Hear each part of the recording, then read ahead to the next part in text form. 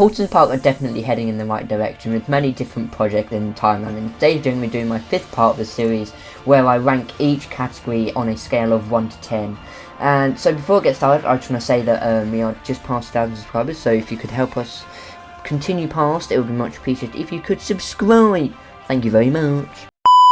So the first category is going to be additions. Now the obvious one is Splash Lagoon, which is the mini log flume that opened in Lost Kingdom, which is, I haven't actually had the chance to experience it yet, but it looks very good from what I've been seeing. It's a nice addition because it's really nicely themed and fit into the area, because obviously the main area opened in 2016, but then it's just kind of a nice addition. So yeah, that's good on their part. And then also they had the big restaurant called the Rio Grande Central. Not Rio, no, that's the train. Just Grande Central restaurant, which looks very nice. It has loads of lovely dishes in store, I hope. And obviously, because we'll get onto food in a minute, but because it is not made by Aramark, as I've mentioned previously, it is very good.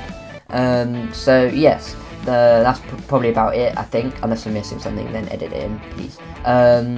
Then I'll give it a 9 out of 10. The second category is ride availability. Now, Paultons Park ride availability is usually very good. I haven't heard of any major downtime for any rides. So yeah, there's not really much to talk about as I haven't been this year, so I just have to go on what everyone else says, and I haven't really heard of any complaints, so I guess I'll just have it to give it an 8. So third category is food and beverage. Now obviously, as I said before, it's not made by Aramark, so you have very nice dishes like the Tornado Springs restaurant. I can't remember what it's called. Please edit it in. So yeah, that looks very good. You have the tornado fries, which is I like it when it's themed in, you know, because Merlin Park have this random burger kitchen that's just plonked in a place, and they just call it Pirates Burger Kitchen, and it's just really they try to theme it in, but it just doesn't work. And then also Vampire Burger Kitchen. But yeah, I think the themed food is crucial to any theme park experience. I think they did that very well. So yeah, obviously as the new restaurant, as I said before. So yeah, they have a lot of opportunities. Oh, and also you have the Wild Forest restaurant at the entrance of the park. That looks very good as well. They just have a lot of variety for people.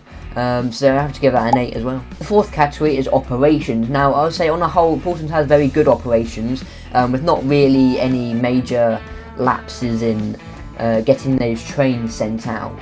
Because obviously, as it's a kids park, they're not really gonna have the need to have many trains on a ride, because obviously, you know, Paultons are known for barely having any queues. So I guess they don't really need to have more trains than they need to. I mean, obviously it would be better if they had more trains, but then obviously they have to think of the block zones and stuff like that. But I think it's just good what they do with their rides that they have, and how they manage their, because obviously you don't want to ride too many trains. You don't want to have max trains every time, because then that's going to wear and tear the cars and the trains.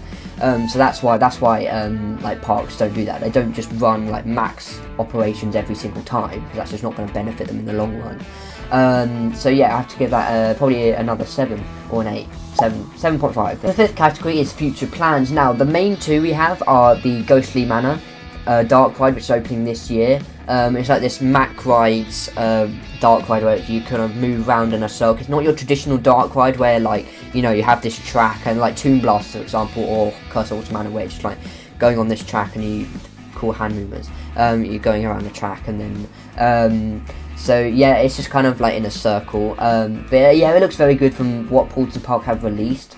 I also just want to credit Paultons for being very open in their construction phases. On their YouTube channel, they've uploaded many construction updates for Ghostly Manor, and they are recorded by Lawrence Mancy, the director of something.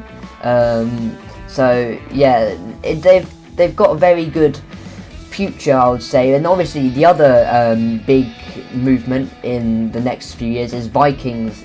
We haven't got a name for it yet, but it's the Vikings land, which is going to replace the whole of kind of Cobra and Edge and Magma, that kind of area, because obviously at the end of last year they removed the go-karts, the Dragon Roundabout, and the Raging River ride flume thing.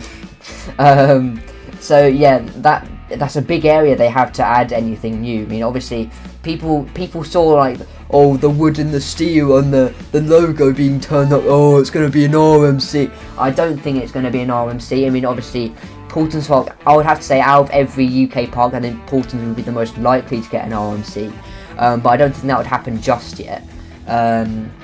So you have to wait and see on that, but I think they will add some sort of family thrill, because the most stolen coaster they have at the moment is Storm Chaser, and I think because I think Cyclonator, their Zamperla Discovery, I think they were kind of testing the waters to see if they could attract kind of thrill seekers.